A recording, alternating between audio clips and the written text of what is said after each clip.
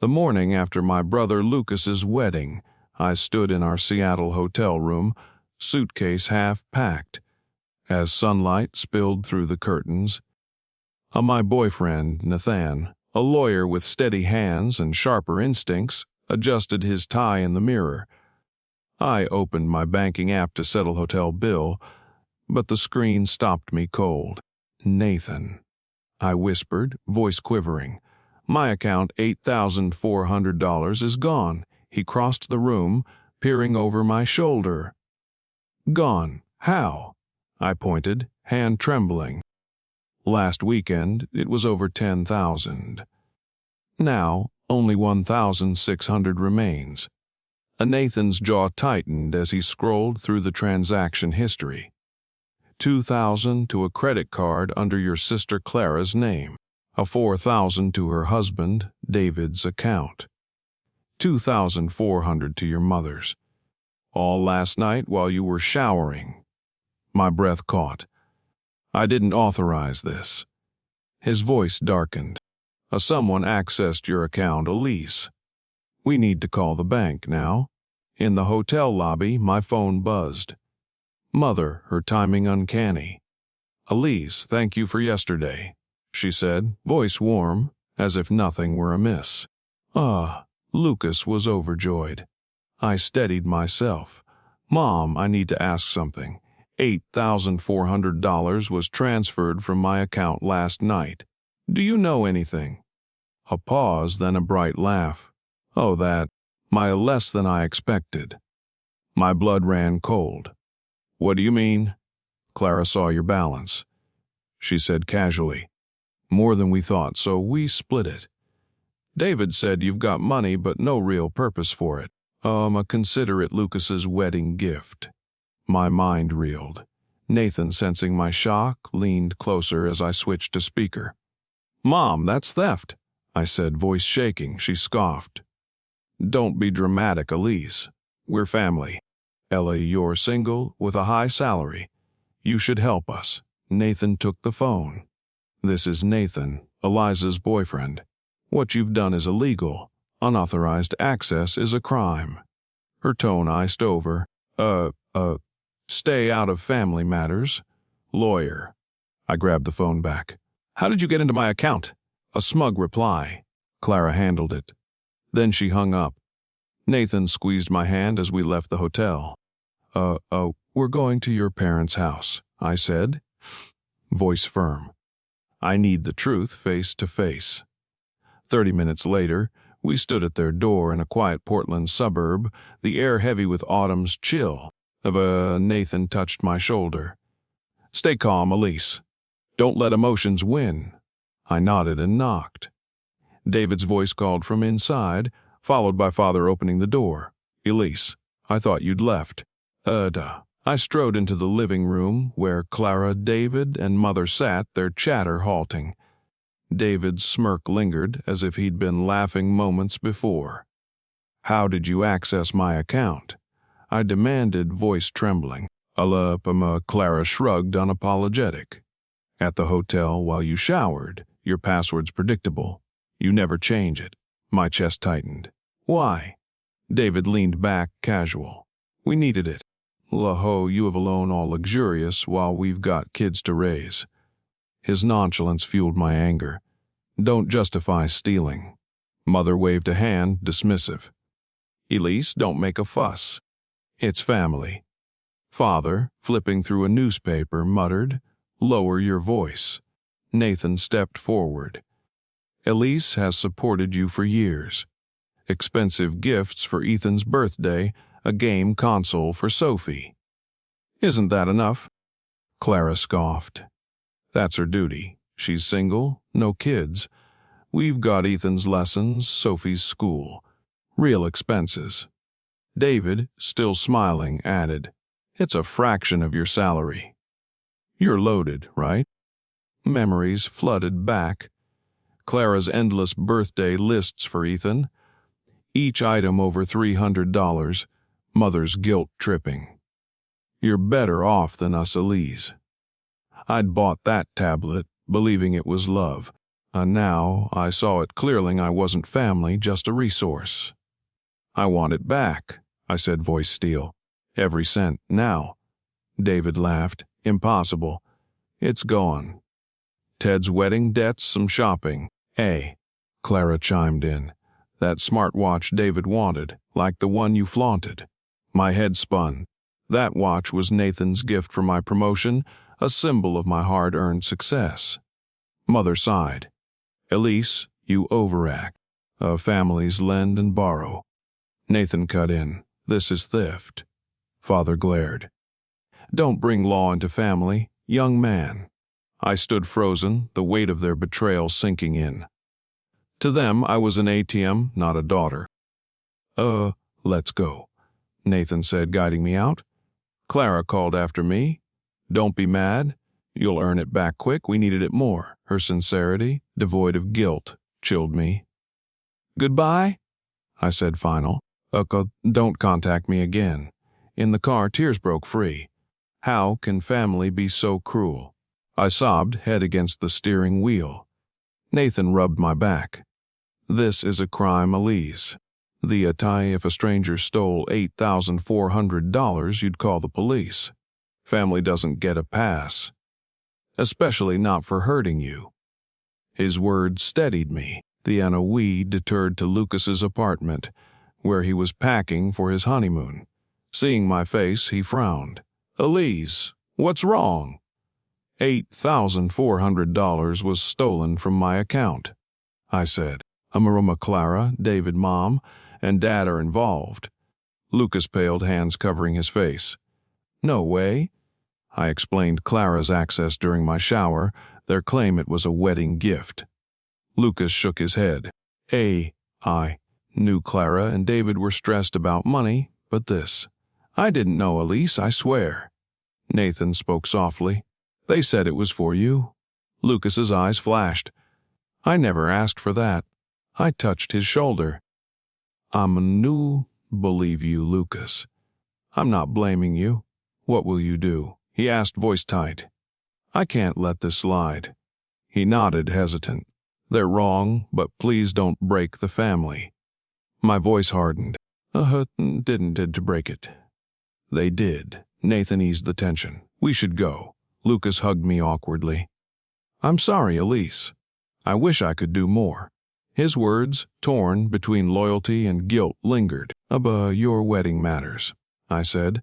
But so do I. Back in Seattle, silence cloaked our apartment. Nathan handed me coffee, his glance gentle. Calmer. I nodded, voice breaking. I never saw how they used me. He held my hand. You trusted them because you're kind. But they stole from you? That changes everything. I whispered, report my family to the police. He nodded. They're the ones in the wrong. The next morning, Nathan returned with a file on financial crimes, compiled with a colleague's help. Single. High-income earners are often targets, he said, spreading documents on the table. We need evidence. Bank statements, transfer records, messages. I spent days combing 3 years of records, stunned to find I'd sent or loaned. Over $15,000 to my family in 1 year alone. Their pattern emerging, sweet requests, guilt trips. You're fortunate, Elise. Then blame. This isn't normal, I said. It's exploitation. Nathan brought his colleague, Rachel, a financial crime specialist. This is abuse, she said. Family doesn't justify it. It makes it worse, a deeper betrayal. I hesitated. If a stranger stole from Nathan, I'd say report it. But my family, Rachel was firm. A crime is a crime. Nathan squeezed my hand. I'll support you, Elise. We're together. Resolve settled in me. I love them, but I have to stop this. They don't respect me. Nathan exhaled. You're choosing right. We met Officer Harper at the Financial Crimes Division. Ms. Bennett, explain everything, she said, pen poised. And when I recounted the wedding night theft, my family's admissions, And 3 years of exploitation, my voice trembling but clear. Nathan added legal details, presenting a folder of evidence.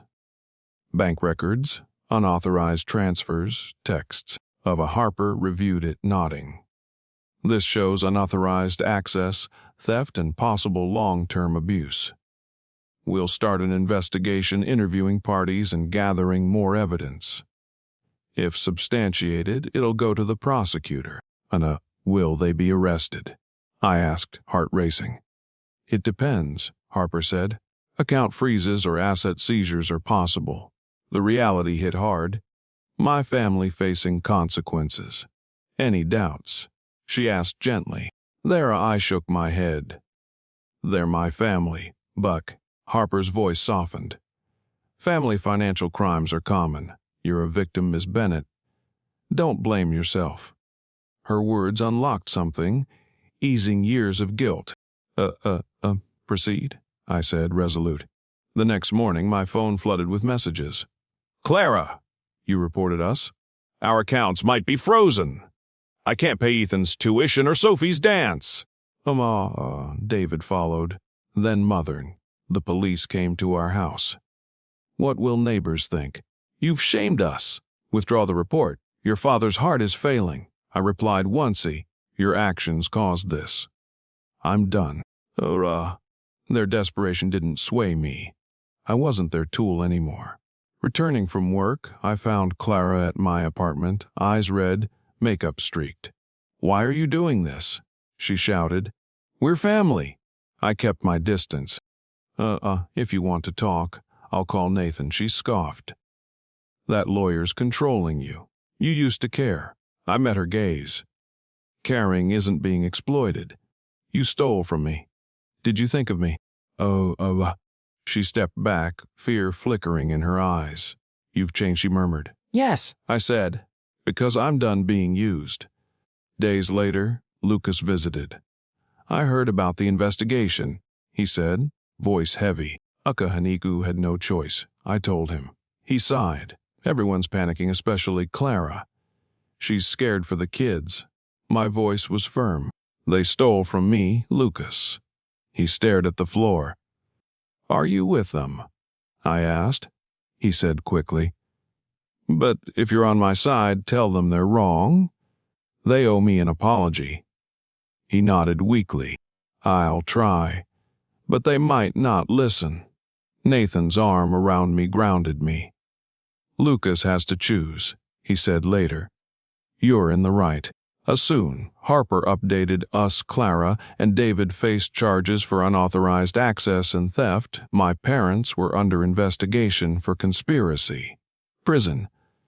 I asked quietly. Then Nathan explained. First offenses often get suspended sentences, but they'll likely repay the $8,400 plus damages. That night, Father called, voice wary. Why, Elise? The police searched our house, took my computer. I held firm. I'm the victim, Dad. He scoffed. Victim, you're destroying us. Amelia's hysterical, David suspended, our house faces foreclosure. I inhaled deeply. Oh, that's your doing, not mine. Silence thing. You're no longer our daughter. You betrayed us. He hung up and I sank to the floor, a strange relief washing over me. His disownment severed chains I'd carried too long. A Harper called, a gang, Clara and David were formally charged, but insufficient evidence spared my parents' criminal charges, though civil liability loomed. Any pressure from them? She asked. I recounted Father's words. They've disowned me. Harper's voice was kind. That's hard, but your safety matters. A restraining order is an option. I shared with Nathan, who nodded. You're doing right, Elise. Their consequences aren't your fault. And an envelope arrived, a letter from David's cousin, Laura. Your courage inspired me. My family exploited me, but your stand gave me strength to set boundaries. Her words warmed me. This wasn't revenge, it was protection rippling to others. Nathan surprised me with a lakeside dinner, candles flickering on a dock as the sunset blazed orange. Kneeling, he opened a velvet box. "Elise, your strength awes me. Oh, will you marry me, start a new family?" Tears fell, not of pain but hope. "Yes," I whispered. I'd lost blood ties but gained a future built on respect. Days before the trial, Lucas messaging. "Can we talk?" Hesitant. "You're right. What they did was wrong. I'll testify for you." Stunned, I listened as he admitted knowing Clara and David's plan, using the wedding as cover, but stayed silent, fearing family rifts. I'm complicit," he said, eyes steady. "But I'm done staying quiet. Mom and Dad might disown me, but truth matters." His choice lifted me.